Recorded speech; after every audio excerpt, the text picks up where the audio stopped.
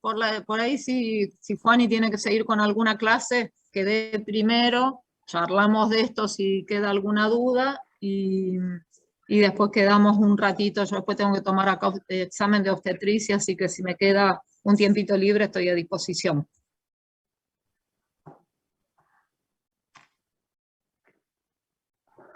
Bueno, ahí se me escucha bien. A mí, Sí. ok. Bueno, bueno, ahora nosotros vamos a hablar un poco del abordaje del paciente con síndrome febril prolongado. Para hablar un poco de fiebre de origen desconocido, vamos primero a hablar de qué es la fiebre y qué se entiende por fiebre. Se entiende por fiebre el aumento de la temperatura corporal por encima de los valores normales. Generalmente se toma a la temperatura axilar, entonces se habla de fiebre cuando tenemos una temperatura axilar mayor a 38 grados centígrados. Ahí hay que hacer un diagnóstico, digamos, no diagnóstico diferencial, sino concepto de febrícula y fiebre, que por ahí en distintas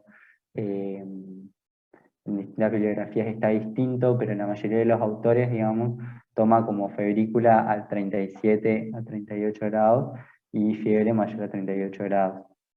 Ustedes saben que la fiebre, digamos, a lo largo del día sufre diferentes variaciones, tiene un ritmo circadiano, generalmente a la mañana es donde menos temperatura corporal tenemos y al final del día va a sufrir un aumento de 0,5 grados centígrados.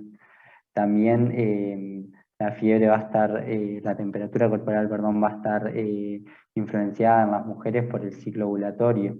Los estrógenos hacen que aumente la temperatura corporal y la progesterona hace que baje. Entonces, cuando la mujer está ovulando, sube entre 0,5 y 0,6 grados centígrados la temperatura corporal. La fiebre se da como una consecuencia de la pérdida de la regulación del hipotálamo, que lleva su termostato, digamos, su nivel normal por encima de su nivel normal debido a las sustancias pirogénicas. Las sustancias pirogénicas pueden ser tanto exógenas como endógenas. Son sustancias que producen justamente aumento de la temperatura corporal. Las sustancias endógenas estimulan, digamos, a células del sistema inmune para que secreten sustancias pirogénicas o sustancias endógenas. Y las endógenas son las citoquinas, digamos, que las secretan las células inflamatorias, como la interleuquina 1, la interleuquina 6, después vamos a ver bien un cuadrito de esto. Y la importancia clínica de la fiebre radica que es un signo objetivo que se puede objetivar y que es útil para evaluar la gravedad del cuadro febril, la evolución de la enfermedad y la respuesta del tratamiento. La gravedad no tanto, digamos, es variable, porque enfermedades banales como enfermedades virales o una gripe común te pueden dar fiebre muy alta, o por ejemplo una faringitis estreptocóxica, y es muy variable. Sepsis eh, o endocarditis infecciosas pueden darte estados subfebriles.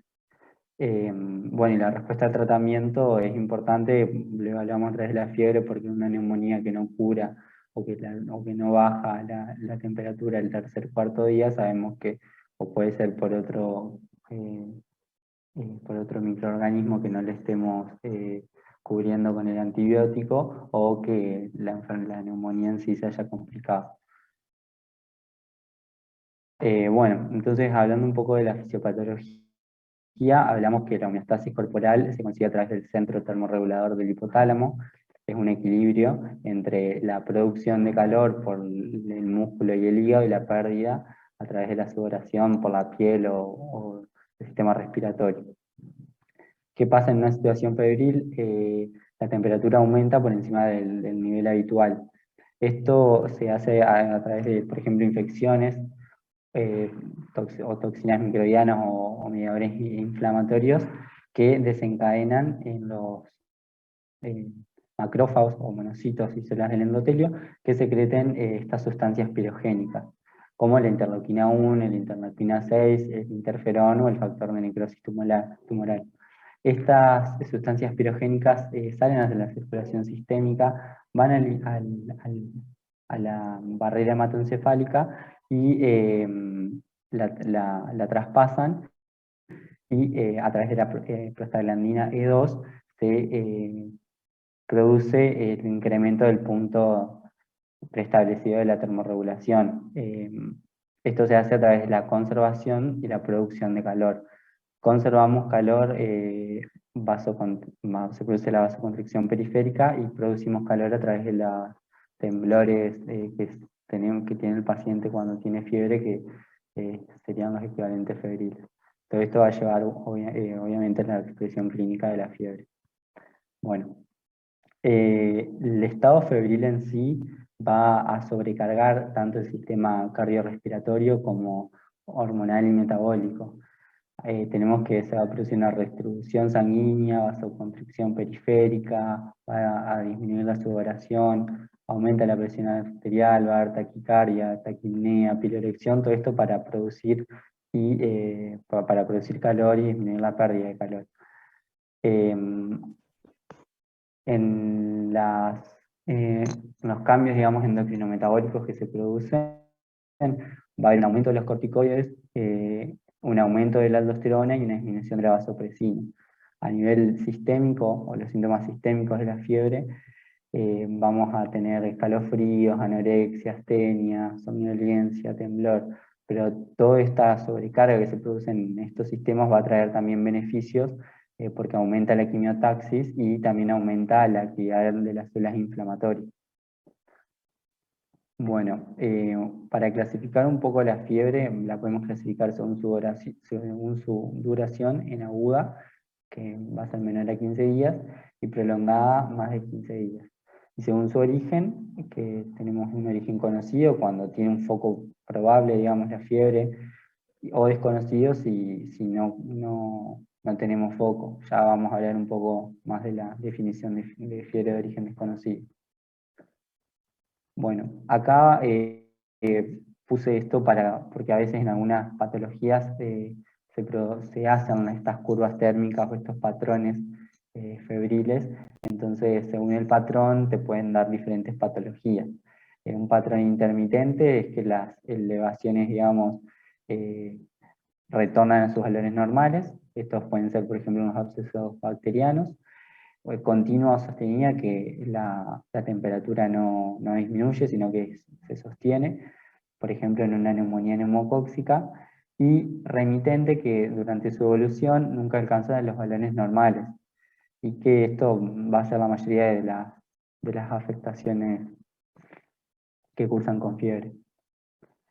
Bueno, para hablar un poco de la semiología de la fiebre, se pueden tomar la temperatura en un montón de lugares. El menos fidedigno y a su vez el que más se utiliza es la temperatura axilar. Cuando el paciente nos refiere que tuvo equivalentes febriles como sudoración nocturna o chuchos de frío, como se dicen, es un dato indirecto de la presencia de fiebre y no hay que menospreciarlo, sino tomarlo como digamos, datos indirectos de fiebre. Y al conjunto de signos y síntomas asociados a la fiebre, esto que hablábamos de artralgia, mialgia, astenia, hiporexia, cefalea, orina concentrada, lo podemos denominar en un síndrome febril. ¿Qué vamos a hacer frente a un paciente con fiebre? Porque a veces, digamos, la fiebre, si no se acompaña de otro síntoma, es un signo indirecto, que abarca un montón de patologías. Entonces, cuando tenemos un paciente con fiebre, tenemos que buscar la etiología, la presunción de la presunción de la gravedad, la indicación de tratamiento antimicrobiano que no lo requiera y la necesidad de hospitalización. Bueno, ahora para hablar un poco de fiebre de origen desconocido, esta es la clasificación clásica que se la denominó por Petersdorf, que habla de una temperatura por encima de los 38,3 grados centígrados, por más de 3 semanas y sin diagnóstico luego de una semana de internación en el hospital. Esta definición es un poco vieja, es de 1961, y en la actualidad está, digamos, no se interna al paciente ya una semana para estudiar el cuadro febril, sino que se lo achicó a 3 días de estudios en una estadía hospitalaria o 3 semanas de ambulatorio. Entonces, ¿por qué cambió esta definición de fiebre de origen desconocido?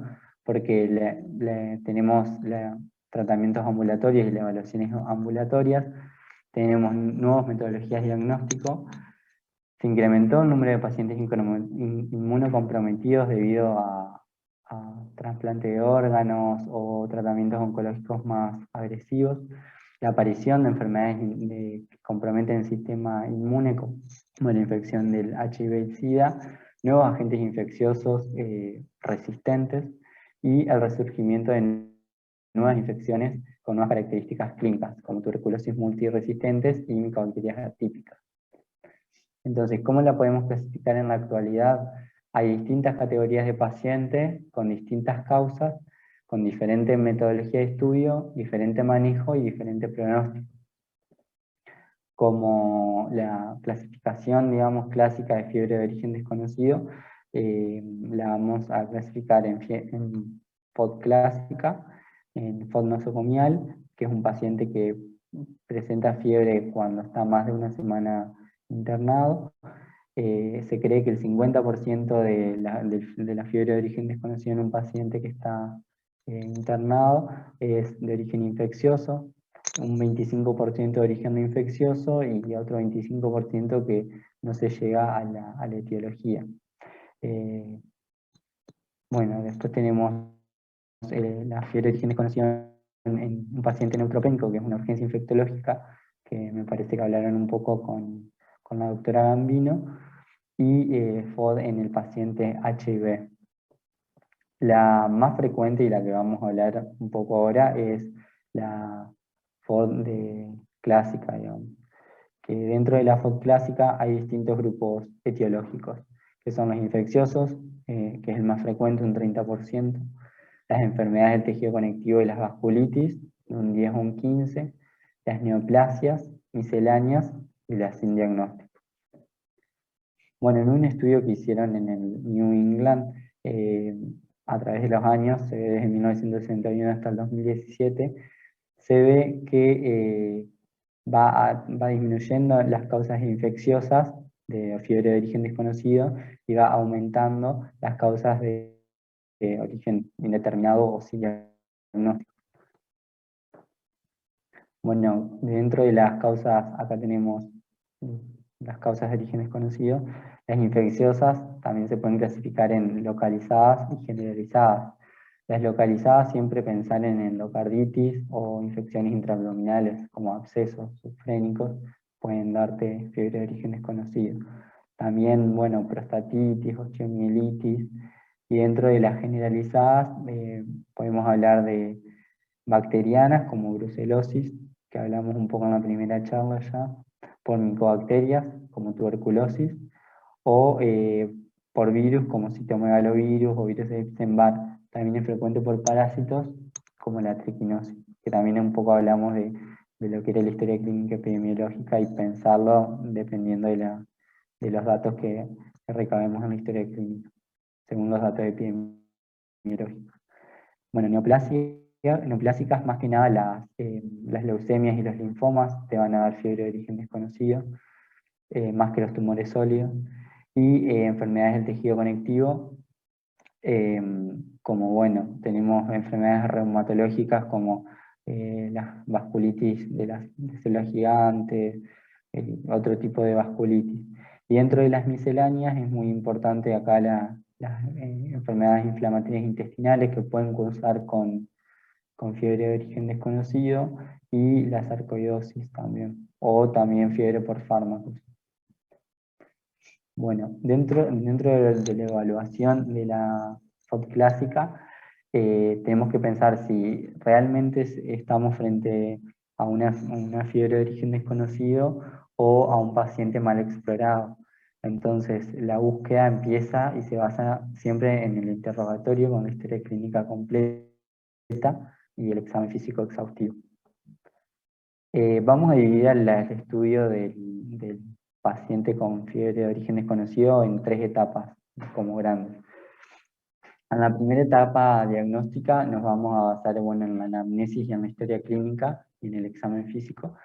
Dentro de la anamnesis lo que nos interesa va a ser si el paciente requiere internación o no, dependiendo de su estado general, sus signos vitales, su estado inmunológico, sus comorbilidades, si la fiebre fue constatada o no fue constatada, le podemos pedir a un familiar o si se queda internado a que tomen su signo vital, como es la temperatura, para constatarla.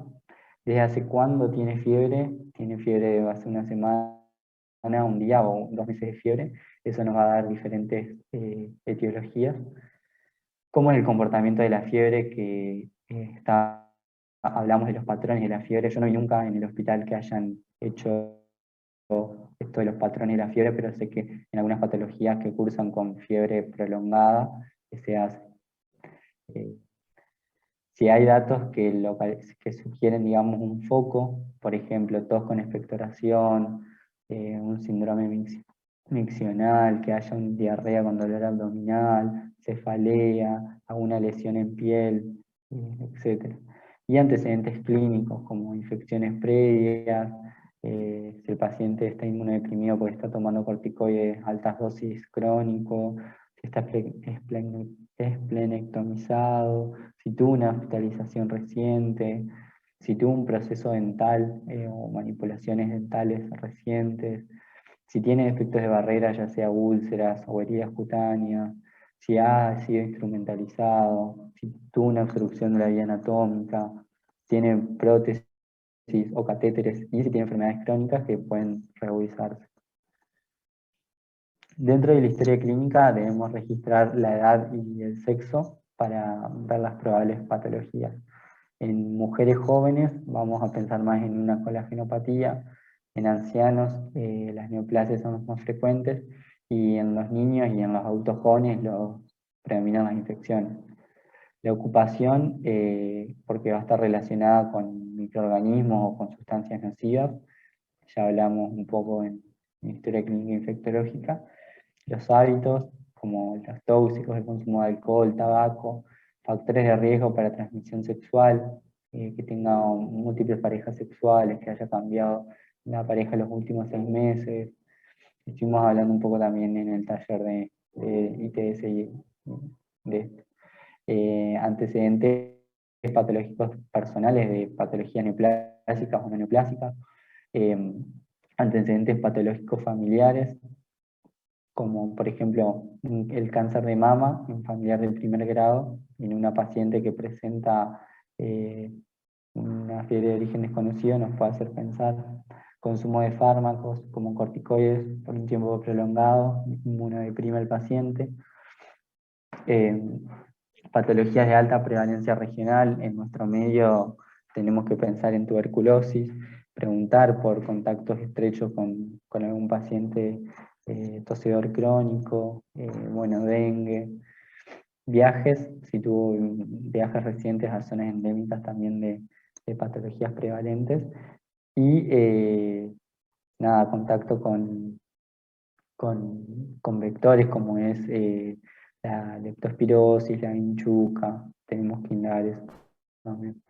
Bueno, dentro del examen físico, siempre hay que hacer un examen físico exhaustivo de la cabeza a los pies, y dependiendo de los hallazgos nos podemos orientar hacia una etiología. Por ejemplo, dolor a la presión de los senos faciales, vamos a tener una sinusitis. En el fondo de ojo, las hemorragias típicas de endocarditis. En el corazón, un soplo, también endocarditis. La esplenomegalia, como en el absceso, una esplenomegalia dolorosa.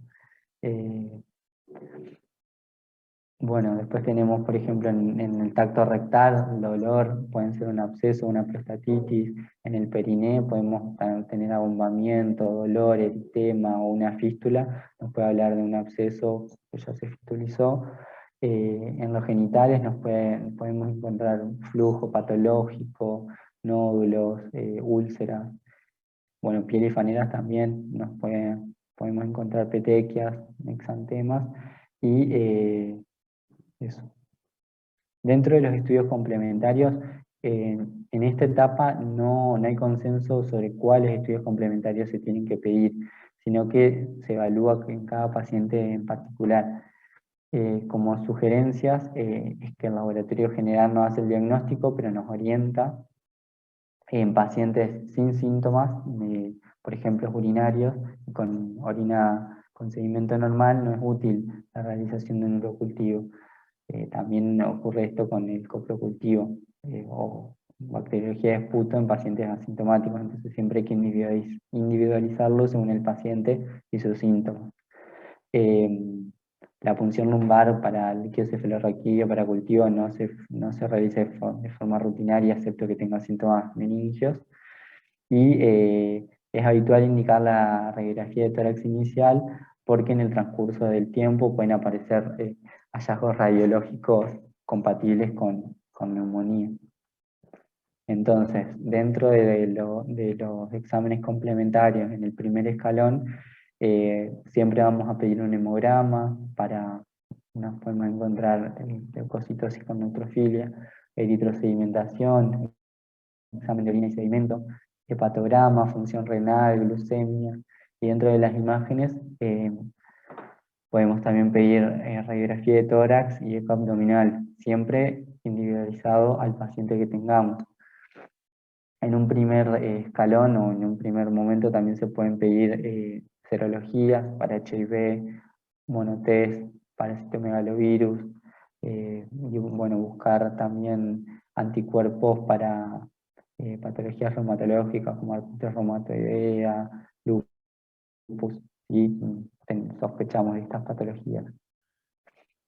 En esta segunda etapa, si nada de la primera etapa nos arrojó, digamos, algún diagnóstico,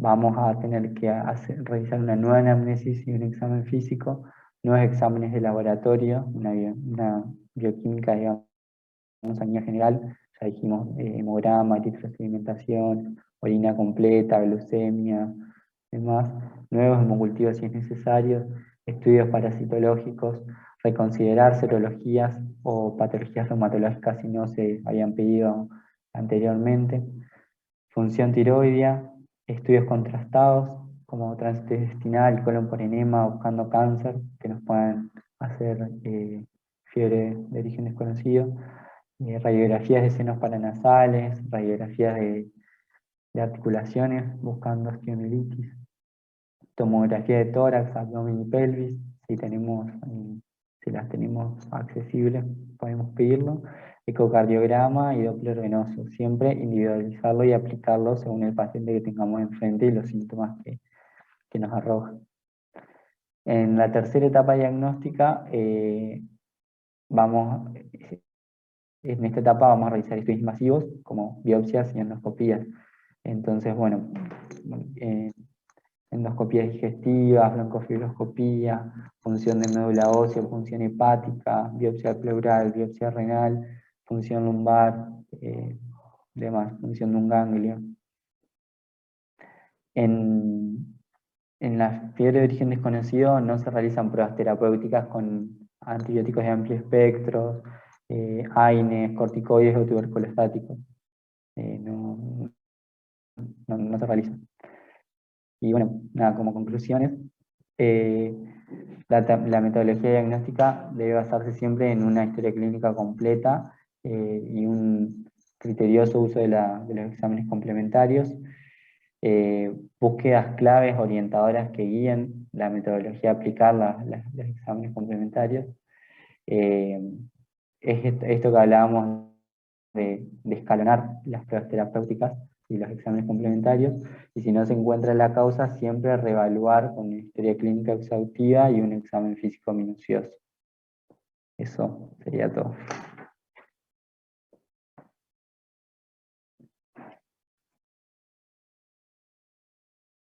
Bueno, perfecto, Juani. No sé si vos... Apagué la cámara recién porque si no se me pone la conexión inestable. Eh, Muchísimas gracias, excelente exposición. Más de este tema específico, ¿quieren prender la cámara los que puedan, por favor? Así nos vemos las caras.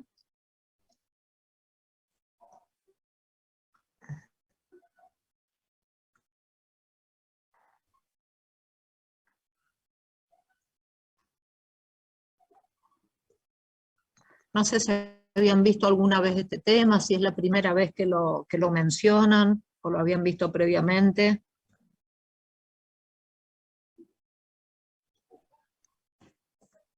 Bueno, mientras van pensando si se les ocurre alguna pregunta. Yo tengo ¿Cómo? dos preguntas, profe. Sí. No, porque yo ya he leído en la bibliografía lo de fiebre a partir de los 37 grados. Tomamos lo de 38 entonces. No, en realidad lo que se bajó, la definición de fiebre es 38 grados. En ¿Y la realidad, y sobre febrícula? todo está muy descrito, no solo tanto en fiebre de origen desconocido, sino para paciente neutropénico febril, 38 grados o más. En realidad genera un poco de confusión el tema de la definición de COVID, que consideraron fiebre con 37,5, pero eso se puso con la idea de aumentar la sensibilidad de los criterios diagnósticos de COVID. Pero la definición de fiebre es más de 38 grados. Y Juani mencionó que lo más frecuente es la temperatura axilar. ¿Qué otras formas de tomar la temperatura conocen? ¿Rectal? Rectal, bien. Bucal. ¿Qué Bucal. más? Bucal.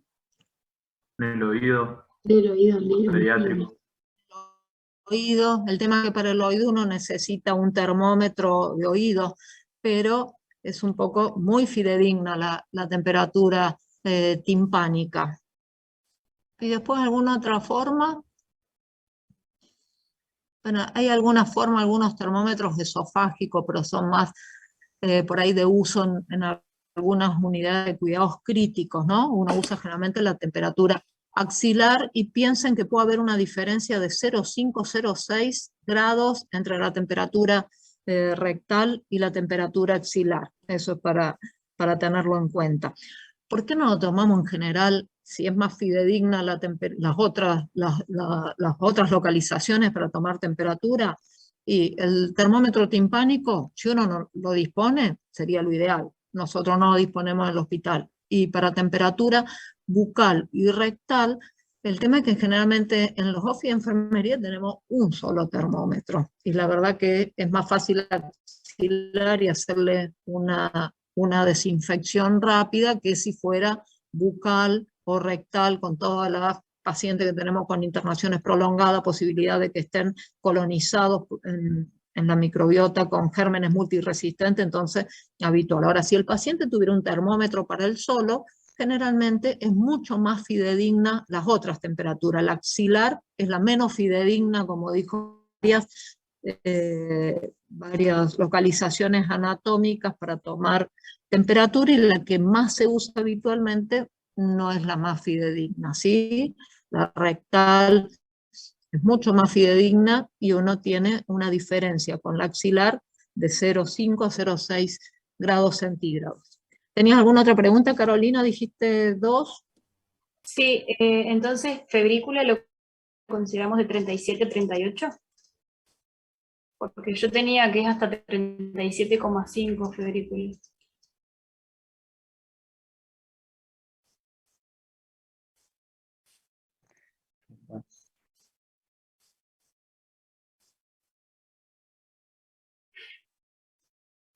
Ahí volví. Se me fue. Carolina Salcedo ha dicho que tenía dos preguntas. Y hiciste una sola, no sé. Que se cortó, profe. Ah, no, sí, se me cortó. Ahora saco la cámara porque se ve que es la cámara acá en el wifi acá de la facultad que se me va. Carolina Salcedo dijo que tenía 2 preguntas, hiciste una, no sé si te quedó una en el tintero. Sí, en realidad tengo 3. Bueno, Te van reproduciendo. entonces la febrícula la vamos a considerar de 37 a 38, porque yo había leído que era hasta 37,5. No, 37,9. Hasta 37,9. En realidad febrícula es como un invento nuestro de los médicos. No sé, ¿vos lo leíste tal cual en la bibliografía como febrícula? Sí, en el Farrera. Me falta Bueno, esta. sí, sería subfebril o febrícula en la jerga médica. Y la última pregunta era que, bueno, al final decía que no había que darle AINES. ¿Cómo le tratás el síntoma? ¿O lo dejas con fiebre? ¿O le das paracetamol? No, en realidad cuando se refiere que Juani le puso la cruz roja, esa no, vos lo usás para bajar la fiebre, podés usar acetaminofén, paracetamol o antiinflamatorio no esteroideo. En realidad lo que él se refería, supongo que es así, Juani, es a las pruebas terapéuticas con naproxeno básicamente, que no sé si ustedes oyeron hablar que a veces en los pacientes con síndrome febril se les da una prueba terapéutica con un antiinflamatorio específico que es naproxeno y que si remite la fiebre tiene un cierto grado de certeza de que la etiología puede ser neoplásica, ¿sí? En realidad eso está desaconsejado. En la práctica diaria algunos colegas lo hacen, pero no, la fiebre lo que pasa es que el naproxeno es reglado, en cambio vos le das antiinflamatorio eventualmente para bajar una vez que tiene temperatura. Eso es práctica habitual, porque tiene 38, 39 grados, está con todo un complejo sintomático de mialgia, de artralgia, de fiebre, pero no en forma reglada, ¿sí? No darle en forma reglada cuando ya tiene un tiempo prolongado de fiebre. Y acá voy a hacer otro comentario, que no hay consenso en realidad y hay muchísimo desacuerdo o no hay acuerdo entre la literatura de cuándo llamar fiebre prolongada. Y con incluso más de 15 días. Bueno, no hay mucho acuerdo en altura si es 2 semanas, 3 semanas para hablar de fiebre prolongada, y tampoco hay un acuerdo específico de cuándo se considera fiebre de origen desconocido, al cuánto tiempo. Hay Juan y dijo que actualmente podían ser 3 días, antes era 1 semana de internación con estudios exhaustivos, pero los estudios exhaustivos ustedes vieron que están medio, si bien lo clasificó en etapas, por ahí puede haber etapas que se superpongan, o depende de algún antecedente epidemiológico, uno puede hacer hincapié en una metodología diagnóstica que él la planteó como en tercera etapa, a veces lo podemos poner en primera. Entonces, no hay acuerdo bien en el tiempo de hablar de fiebre prolongada. La discusión está entre 2 o 3 semanas. No hay un buen acuerdo cuando decir que es de origen desconocido. Generalmente se decía antes con 1 semana de internación y de estudios mínimos o máximos, y actualmente como hay mucha posibilidad más de manejar el paciente en forma ambulatoria, ahora son o 3 días de internación o 3 consultas ambulatorias. Pero fíjense que eso es bastante relativo, porque depende lo que uno, cómo enfoca el plan diagnóstico del paciente en esas 3 consultas ambulatorias. Así que un poco se hace consenso en la literatura, en los libros, pero si uno lee distinta bibliografía, sobre todo de distintos orígenes geográficos, también puede encontrar diferencias, incluso en cuanto a los porcentajes que hay de lo que es el síndrome febril de origen desconocido. Finalmente, cuando uno qué porcentaje tiene de enfermedades infecciosas, qué porcentaje tiene de enfermedades autoinmunes, qué porcentaje tiene de neoplasia, eso varía. Por supuesto, como dijo Juan, y en cuanto al grupo etario. Y después, qué sé yo, hay muchas publicaciones de países nórdicos, qué sé yo, Suecia, bueno, de Europa, y ellos tienen mucho más porcentaje de patología autoinmune y de patología neoplásica que de patología infecciosa.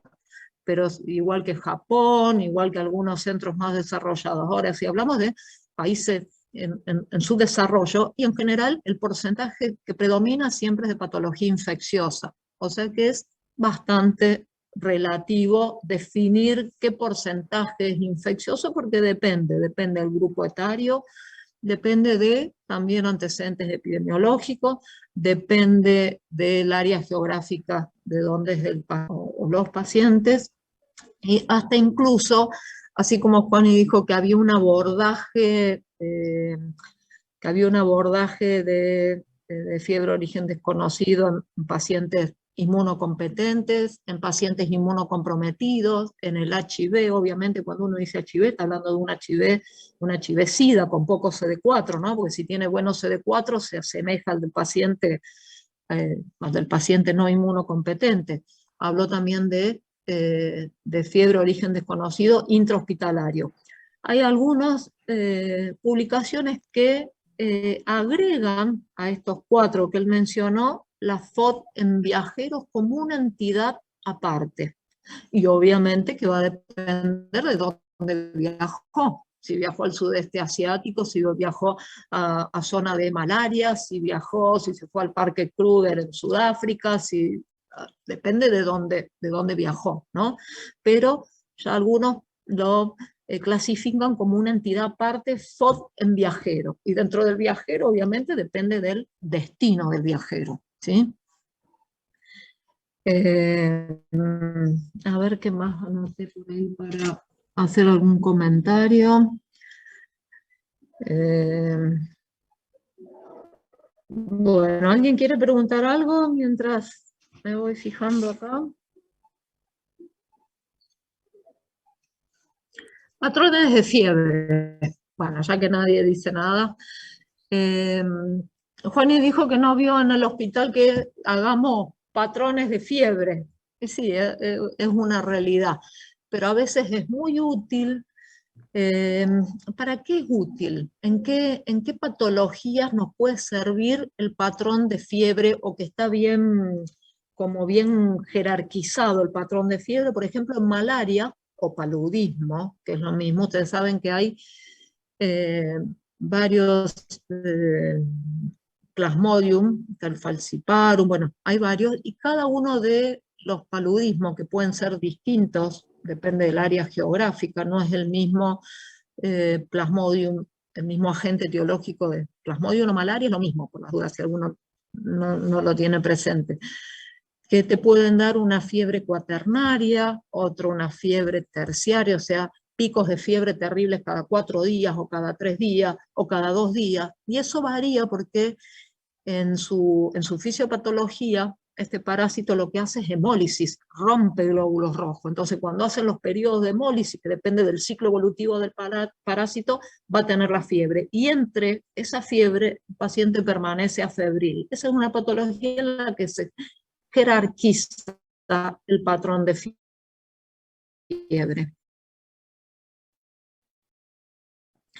En la cura, generalmente, la enfermera anota en un registro diario, pero está bueno por ahí en una hoja cuadriculada, tildar bien los grados, cada 0,5 grados, y los horarios, e ir haciendo una curva térmica. A veces eso nos sirve bastante en los pacientes postquirúrgicos, que uno sospecha que puede tener un absceso no drenado, una infección de sitio quirúrgico, órgano-espacio, con una colección por ahí que no se drenó, porque realmente las colecciones hacen picos de fiebre, generalmente de una vez al día, cuando hay potencialmente bacteriemia como colección no drenada. Pero sí, en realidad es bastante inespecífico, salvo la jerarquía que uno le da en paludismo al cuadro de fiebre, del patrón de fiebre.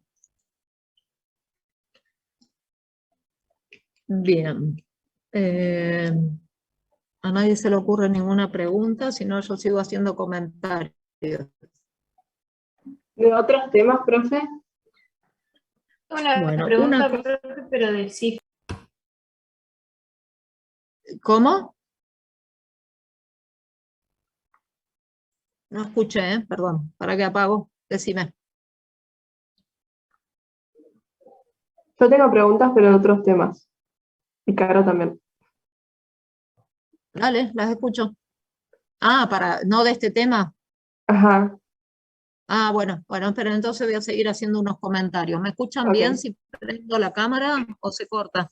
Si prende la cámara se corta, profe. Bien, ahí está. Ahí estamos. Bueno, hay algo que yo quiero recalcar que ya lo dijimos, pero nunca está de más. ¿Se acuerdan cuando hablamos de historia clínica infectológica, que hablamos en general de historia clínica en general, y que dijimos que una buena anamnesis, con una buena anamnesis ya podemos tener más o menos un 75% de aproximación diagnóstico al examen, a los diagnósticos presuntivos que uno tiene, y con el examen físico tenemos un 10% adicional, o sea que con historia clínica, anamnesis y examen físico, uno puede tener una aproximación dentro de lo que piense, en el 85% de las veces vamos a tener vamos a estar dentro del diagnóstico adecuado. Y fíjense que queda para la metodología diagnóstica un 15%. Entonces, más sobre todo en estos pacientes con fiebre de varios días, ¿por qué este consenso de más de 2 semanas o más de 3 semanas? Primero porque hay muchas fiebres que son autolimitadas, ¿no? Muchos cuadros febriles que pueden ser autolimitados, muchas veces debido a algunas virosis. Vuelvan a cuarto año de pediatría, que le gusta tanto a los pediatras decir la fiebre es una virosis, pero es una realidad, es así. Por eso se toma este tiempo de por lo menos 2 semanas, como para que si hubo un cuadro medio inespecífico de algún cuadro febril autolimitado, quede afuera dentro de este enfoque diagnóstico del síndrome febril prolongado.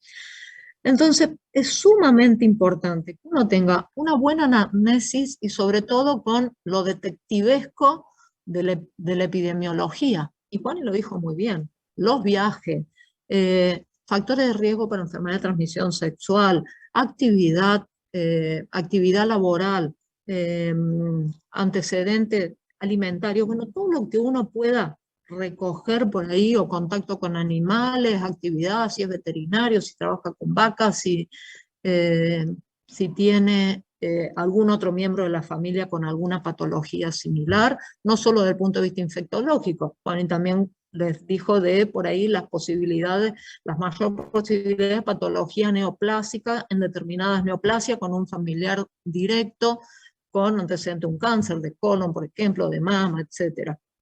Y en cuanto al examen físico, que debería ser bastante exhaustivo, por ahí nunca hay que dejar de pensar que nos puede ofrecer en algunas de estas patologías que pueden dar síndrome febril prolongado, mucha información, la piel, ¿sí? Y ante cualquier lesión que tengamos de piel hay que carificarla o hay que biopsiarla. Una de las causas que estamos viendo muy frecuente en inmunocompetente e inmunocomprometido, por supuesto, son histoplasmosis diseminada.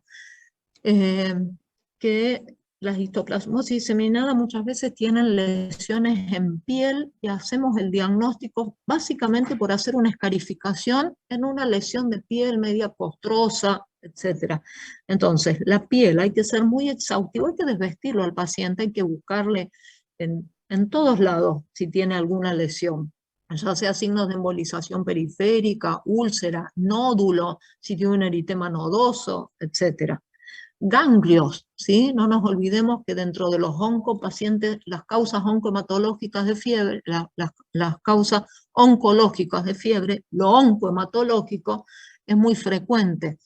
Entonces, ganglios no vamos a dejar de buscar en todo el paciente, no va a ser que en algún momento en el segundo o en el tercer escalón de nuestro estudio planteemos una biopsia de ganglio, ya sea para cultivo para Mycobacterium tuberculosis o para búsqueda con inmunomarcación de un eventual linfoma, etc.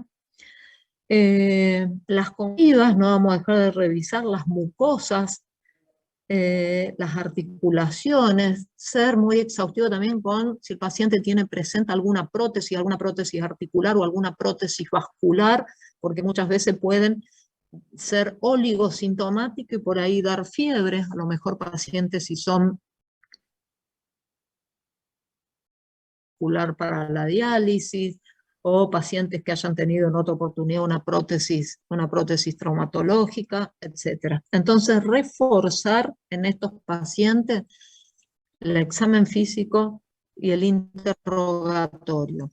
Y una vez que vamos teniendo resultados, siempre hay que replantearse el paciente, replantearse a cada rato, a ir descartando. ¿Qué lo descarta el 100%?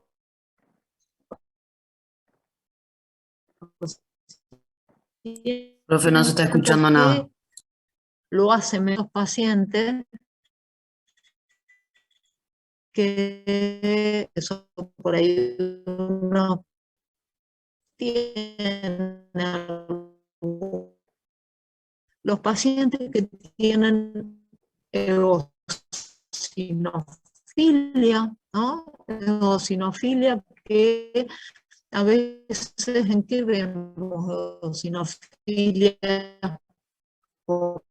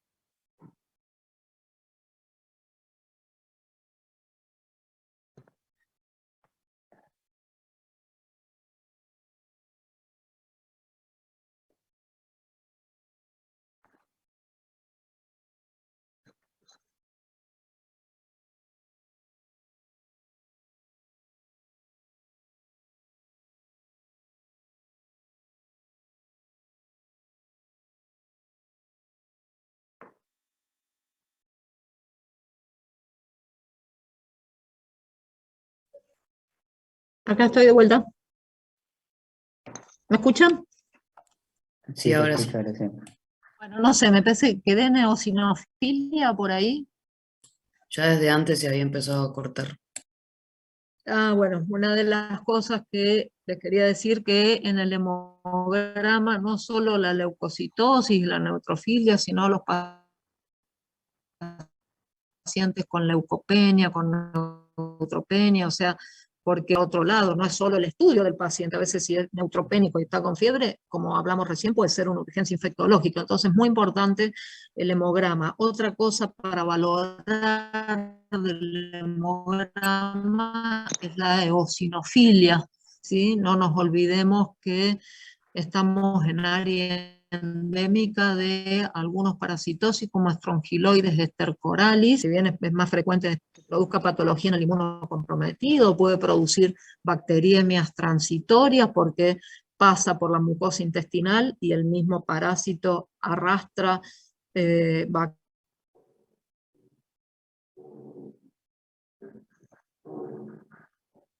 intestinales. Eosinofilia también podemos tener con algunos medicamentos que pueden producir eosinofilia. No se olviden que también los medicamentos como eventos adversos pueden tener fiebre. Entonces nuestro interrogatorio también tiene que ser muy exhaustivo de la medicación que toma el paciente, no solo para valorar si está inmunocomprometido porque toma corticoide en forma crónica, etcétera, sino para valorar si no puede ser una fiebre por determinada medicación que esté tomando el paciente. Si bien, en general, la fiebre por antibiótico, en este caso, es un poco de descarte que lo hacemos y que uno lo confirma cuando suspende un antibiótico y el paciente deja de hacer fiebre y no tenemos ninguna otra causa. Del laboratorio, otra cosa importante que por ahí le agregamos al combo serológico que dijo Juani, también no se olviden de BDRL, de sífilis, más que todo en periodo del secundarismo, que a veces puede durar bastante. Si bien lo típico es las lesiones en palmas y plantas o ganglios, también puede manifestarse como síndrome febril solamente. Y una cosa de lo básico del laboratorio también súper importante es el sedimento urinario, ¿sí? Si el paciente tiene hematuria, es importante. Dentro de lo oncológico, una de las patologías neoplásicas más frecuentes que pueden dar síndrome febril es el carcinoma renal. Entonces es importante que veamos eso, o si vemos un sedimento telescopado, se le llamaba en mi época, no sé si ustedes se lo habrán mencionado así los nefrólogos, pero que tengan cilindros, etcétera. Estamos diciendo que una de las causas frecuentes también son enfermedades autoinmunes, ¿sí? Y muchas de las enfermedades autoinmunes tienen nefropatía, glomerulopatías, etcétera. Entonces el sedimento nos puede brindar muchos datos para también tener en nuestra pesquisa diagnóstica. ¿Qué más? Bueno, no quería dejar de recordar que somos área endémica para tuberculosis. Entonces, nunca en un paciente con fiebre prolongada tenemos que dejar de pensar en tuberculosis, ¿sí? Si bien lo más frecuente es tuberculosis pulmonar, tenemos tuberculosis diseminada, y realmente les puedo decir que post pandemia se ve que la falta de atención médica, atención primaria, estamos viendo muchísima tuberculosis diseminada, tuberculosis miliar en huésped inmunocompetente. ¿Por qué? Porque ha pasado, porque no se han evaluado, porque no hubo una atención adecuada, los centros de salud en un momento se cerraron, etcétera. Entonces la verdad que en los últimos meses vimos muchísimo tuberculosis diseminada aún en huésped inmunocompetente. A ver, ¿qué otro comentario? Bueno, y otro comentario, para no desalentarlos, hay un porcentaje no menor que en fiebre prolongada o fiebre de origen desconocido no se llega a un diagnóstico. No sé qué porcentaje dijiste, Juan, y vos en la charla, pero No, yo hay... dije, me parece que en el paciente hospitalizado nosocomial, que un 25% no se llega al diagnóstico. Bien, en todos modos, en toda la bolsa de los pacientes y no nosocomiales, los pacientes de la comunidad con fiebre, hay un porcentaje no menor, por supuesto es bastante variable, algunos dicen el 10, el 15, algunas series dicen hasta el 25, 30%, que uno lo estudia, el paciente, después pasan 2, 3, 4 semanas, se va la fiebre y no llegó a diagnóstico. ¿Qué pasa con eso? Esos pacientes tienen que tener un seguimiento. Uno les tiene que dar signos de alarma, recitarlos, volver a evaluar, etcétera, ¿sí? Y ya que mencionó la fiebre de origen desconocido nosocomial, ¿qué les parece? ¿Qué podemos tener nosocomial que nos dé fiebre? Y que por ahí es difícil definir. Infección asociada a catéter, pues. Una bacteriemia. Perfecto.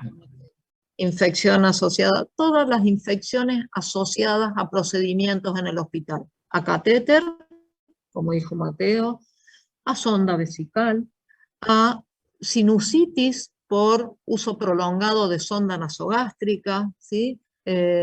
Infecciones respiratorias relacionadas a ARM, que a veces no es tan fácil diagnóstico porque en los pacientes con ARM por ahí tenemos infiltrado en la placa de tórax y el infiltrado puede corresponder a un montón de cosas, puede corresponder a insuficiencia cardíaca, atelectasia, tromboembolismo de pulmón. No es tan fácil hacer el diagnóstico de neumonía en un paciente, por ejemplo, internado, crítico, y tampoco nos olvidemos de lo que es la endocarditis infecciosa de origen nosocomial, que lamentablemente entre los procedimientos invasivos que tenemos del árbol vascular, ya sea con catéteres venosos central o con procedimientos hemodinámicos, etcétera, podemos tener endocarditis también nosocomial. De virus. En general, la gran mayoría de los virus, también vamos a hacer alusión a los pediatras, cumplen su ciclo, ¿no? Cumplen su ciclo, fiebre, desaparecen. Pero bueno, hay algunas virosis que, sobre todo en el paciente adulto, pueden dar fiebre prolongada. Citomegalovirus es una de ellas, y en general la gran mayoría de la familia herpes viridae. El citomegalovirus pertenece a la familia herpes viridae. Acuérdense que tienen un modelo de infección latente, puede ser primo infección o puede ser una reactivación. Citomegalovirus, la mononucleosis infecciosa en el paciente adulto y adulto mayor puede ser distinta a la del adulto joven, que es el clásico síndrome de mononucleosis con faringitis, con adenopatía, con hepatomegalia, con esplenomegalia, puede tener rash cutáneo. En general en el adulto puede no acompañarse de hepatoesplenomegalia, no es frecuente que tenga la faringitis, entonces puede tener fiebre, puede tener adenopatías. Por eso estaba en el algoritmo que Juan impuso el monotest para mononucleosis infecciosa. Y bueno, a ver, que yo me haya hecho ¿El algún zóster comentario también? para... ¿Cómo? Sí, el zóster también. El zóster, y en general, el zóster vos tenés varicela zóster, primo infección, y como reactivación en general da el herpes zóster, ¿no? Que puede tener distintas localizaciones. Es menos frecuente que da, porque la reactivación da manifestaciones clínicas claras. ¿Te puede dar fiebre? Claro que te puede dar fiebre, pero tenés la lesión que sigue el trayecto de un nervio. O sea que tenés un elemento semiológico importante como para, bueno, darle un origen a esa fiebre. Bueno, yo de este tema, no sé, ¿alguien quiere hacer alguna pregunta? Bueno, ya que sigo haciendo comentarios. Juani dijo algo que quiero que rescaten: no vamos a hacer urocultivo si el paciente no tiene síntomas urinarios, ¿no? Y es perfecto. Acuérdense que si uno tuviera un urocultivo positivo en un paciente sin síntomas urinarios, es una bacteriuria asintomática, ¿no? Entonces, generalmente no se hace urocultivo, pero sí, ya se los dije, sí el sedimento urinario es muy importante. Tampoco dijo, no vamos a hacer una punción lumbar si no tenemos nada, ningún elemento de sospecha de patología neurológica. ¿Qué quiere decir esto? Que uno tiene que ser bastante dirigido en las cosas. O sea, el pan cultivo, así que les gusta tanto, por eso cuando empiezan la residencia de clínica, hacen el pan cultivo, la pantomografía, el pan estudio, pan como sufijo que quiere decir todo, y no, hay que ser criterioso. Sí, se recomienda fuertemente una tomografía de tórax, abdomen y pelvis. En el Power estaba como de tercer escalón. Yo les diría que en general la mayoría de las veces lo tenemos en segundo escalón. ¿Por qué? Sobre todo para buscar adenopatías que no son accesibles. Esperen que me parece que está inestable. La tomografía de tórax, abdomen y pelvis, más que en tercero, por ahí nosotros en el estudio esto lo ponemos más como en un segundo nivel, después el laboratorio general, etc. Básicamente para la búsqueda de adenopatías que no son accesibles a la semiología, ¿sí? Adenopatías mediastinales, adenopatías retroperitoneales. Importante para visualizar mejor los órganos sólidos, como el hígado, como el vaso, para ver por ahí infiltrados pulmonares que no vemos en la radiografía, ¿sí? Incluso en tuberculosis se dice que aproximadamente entre un 25 y un 30% podemos ver cosas en la tomografía que no se vieron en la radiografía. Entonces es importante. Y después la pelviana para visualizar los genitales internos, tanto femeninos como masculinos, ¿sí? Los abscesos de próstata, las prostatitis crónicas no son accesibles en general a la semiología. Y la accesibilidad que podríamos tener a través de un tacto rectal, si uno está sospechando un absceso prostático, no le vamos a hacer, no se recomienda hacer un tacto rectal al paciente que tiene presuntamente un absceso prostático, ¿no? Porque podría ser alguna bacteriemia. Entonces, bueno, de imágenes, en general, por lo menos tórax, abdomen y pelvis, suele estar dentro de los primeros escalones del estudio. Ahora, otras tomografías para buscar, qué sé yo, osteomielitis en huesos largos, etcétera, y si no hay clínica, uno no lo hace, ¿sí? Y una tomografía de cráneo, bueno, habría que evaluar el caso en especial, pero no lo tengan presente si no hay síntomas neurológicos.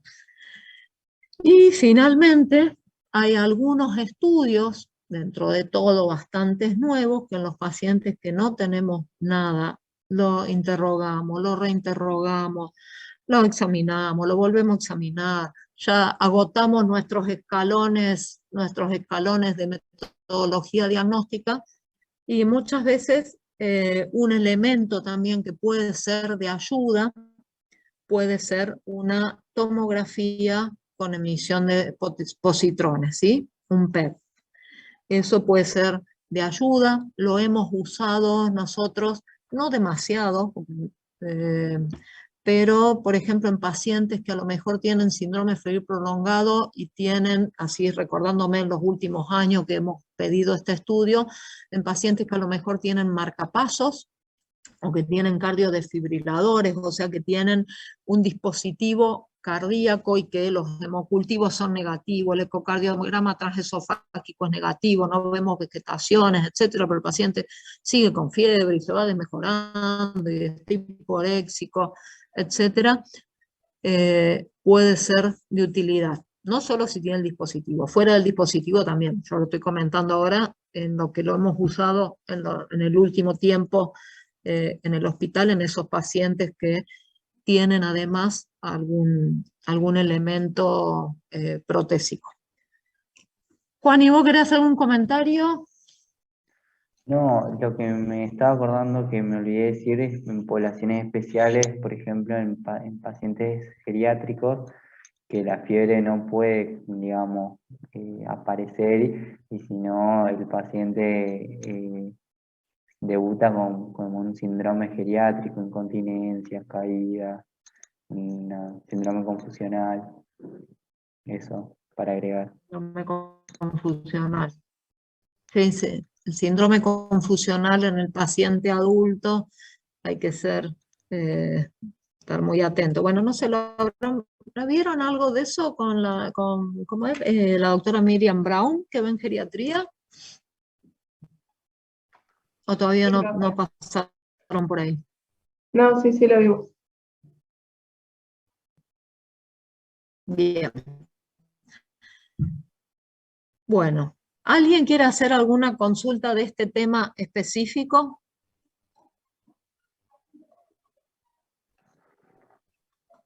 Esto, Juan, y vos lo sacaste por las dudas para que sepan básicamente de qué libro me dijiste. Del Farrera, yo saqué, básicamente. Del Farrera. Sí. Bueno, por las dudas, si a alguien le interesa y lee inglés y está así ávido de leer fiebre de origen desconocido, hay un New England Journal of Medicine de febrero del 2022 que hacen un review de este tema. Si alguno quiere el artículo, lo busca o me lo pide, no hay problema. Bueno. Si nadie quiere hacer alguna consulta más de este tema tan apasionante, la verdad que a mí me encanta tener un paciente con en general tener un paciente, ir a ver un paciente por primera vez es todo un desafío, chicos, y eso yo les insisto cuando por ahí van a ver un paciente, le tienen que hacer historia clínica y de no saber qué tiene, hacer todo este ejercicio del interrogatorio, el examen físico, de ensamblarlo con nuestro pensamiento y de hacer nuestro diagnóstico sindrómico, es apasionante, pero tener un paciente con un síndrome de origen desconocido, un síndrome febril prolongado, es todo un desafío, la verdad, de la clínica médica y es apasionante, sobre todo si uno llega al diagnóstico, ¿no? Y es frustrante si pasan los días y uno no llega al diagnóstico y el paciente sigue con fiebre. Mientras hablo con ustedes, me estoy acordando por ahí de pacientes, varios pacientes hemos tenido con síndrome febril prolongado con diagnóstico de enfermedad de Still del adulto, ¿sí? La enfermedad de Still del adulto, que es como una artritis reumatoidea. Los pacientes que hemos tenido hacen picos así de fiebre, 39 grados, que el paciente parece que está absolutamente bacteriémico, tienen rash cutáneo, articulaciones inflamadas, y uno lo ve a las horas y no tiene nada. Y por ahí pasan un par de días y vuelve a tener base. Miren, los pacientes así que tengo presente, de que hemos tenido de origen desconocido, pacientes con tuberculosis a la cabeza, pacientes con enfermedad de Still del adulto, bueno, ustedes todavía no han rotado por reumato, pero ya lo van a ver, pacientes con polimialgia reumática, pacientes adultos con polimialgia reumática, pacientes que han tenido finalmente diagnóstico granulomatosis de Wegener, otra vasculitis, también la van a ver en reumato, que me parece que ustedes no han pasado. ¿Qué más? Las que menos hemos tenido en realidad es causa infecciosa, generalmente, y por ahí cuando el paciente viene, que ya tiene bastante tiempo, algunas endocarditis, sí, pero en general que yo tenga presente, tengo más presente pacientes de causa no infecciosa que infecciosa. Otro paciente que tuvimos, un paciente adulto mayor con púrpura, otro paciente que tuvimos con PTT, que es como un síndrome urémico hemolítico del adulto, que no le tenemos diagnóstico hasta que hizo un compromiso neurológico, que acuérdense, la PTT, la púrpura trombótica trombocitopénica del adulto, es como un síndrome urémico hemolítico del niño, nada más que tiene además síntomas neurológicos. ¿Y qué más? Déjenme pensar. Bueno, por supuesto, algún que otro linfoma. No lo tengo tan presente porque en cuanto hacemos el diagnóstico del linfoma, lo derivamos al Iturraspe, que tiene oncomatología, y por eso uno no lo tengo tan presente. Bueno, gente, sin nadie, última oportunidad para alguna pregunta de este tema. Si quieren hacer alguna otra pregunta de los temas que hayamos visto. Juan, y yo no sé cómo están tus horarios, si te querés quedar, pero si te tenés que ir a clase, te liberamos, como vos prefieras. Bueno, sí. Me voy. ¿Te Así vas? bien. Sí. Bueno, muchísimas gracias, en nombre mío y de los chicos, por tu tiempo y por preparar la exposición. Muchísimas gracias. Bueno, espero que les haya servido. Gracias, Juani. De nada. Gracias, Chao, Juani. chao. Gracias. Graciela, yo sí me voy, me parece que... Vos sos cohospedador. Sí. A ver si me voy. ¿Puedo poner a No, otro? ¿Queda te otro como dejo. cohospedador si él se va? No, estás vos de hospedador ahora. Pone a alguno de los chicos. A ver, ¿quién Tenés está? que copiar la asistencia. Carolina Ahí. Salcedo, ¿vos podés? La hago cojo. Sí, pero es que Ponela no, ella igual. porque a mí se me va. Alguien que tenga buena conexión. o de hospedador o de cohospedadora. Ahí te puse a vos, Graciana, como hospedadora. No la puedo poner a ella como co-host.